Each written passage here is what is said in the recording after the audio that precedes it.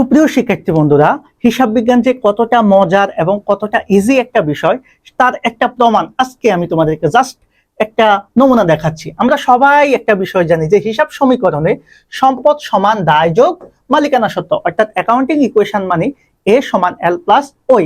তো আমরা একটা বিষয় জানি যে মালিকানা সত্ত্বের প্রধান উপাদান কিন্তু ভাই মূলধন।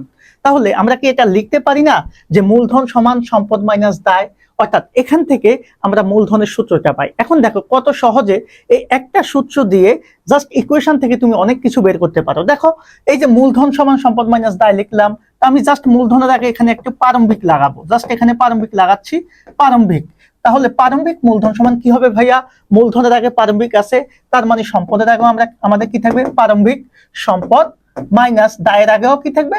প্রারম্ভিক দায়। তাহলে এখান থেকে আমরা একটা সূত্র পেলাম প্রারম্ভিক মূলধনের।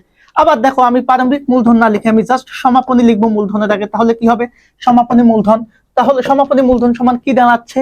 সমাপনী মূলধন সমান ঠিক একইভাবে সম্পদের আগে আমরা একটা সমাপনী লাগাবো, সমাপনী সম্পদ, দায়ের আগেও সমাপনী লাগাবো, তাহলে কি হবে? সমাপনী দায়। তাহলে এখান থেকে আরেকটা সূত্র তৈরি হয়ে গেল। এখন দেখো যখন তুমি অনুপাত বিশ্লেষণ করতে যাবা তখন দেখবা একটা সূত্র আসে যে কার্যকরী মূলধন বা চলতি মূলধন।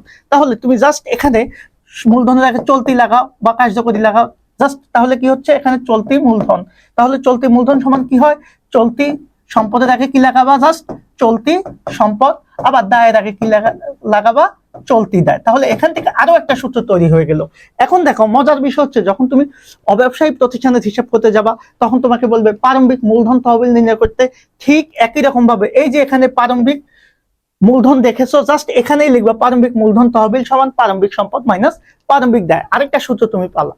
এখন দেখো সবচাইতে মজার বিষয় আরেকটা জিনিস দেখায়, যখন তুমি একতরফা দাখিলা পদ্ধতি করবা তখনও তোমার প্রারম্ভিক মূলধন এবং সমাপনী মূলধন বের করতে হতে পারে, সেটাও তুমি করতে পারবা।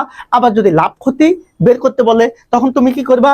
এই সমাপনী মূলধন থেকে প্রারম্ভিক মূলধন মাইনাস করে কি করতে পারো? লাভ বা ক্ষতি বের করতে পারো। এটার সাথে অতিরিক্ত মূলধন এবং উত্তোলনের একটা বিষয় থাকে। তাহলে একটা বিষয় খুব ইজিলি বুঝতে পারছো কত সহজে জাস্ট বেসিক অ্যাকাউন্টিং দিয়ে তুমি অনেকগুলা সূত্র নিমেষেই শিখে ফেলতে পারো।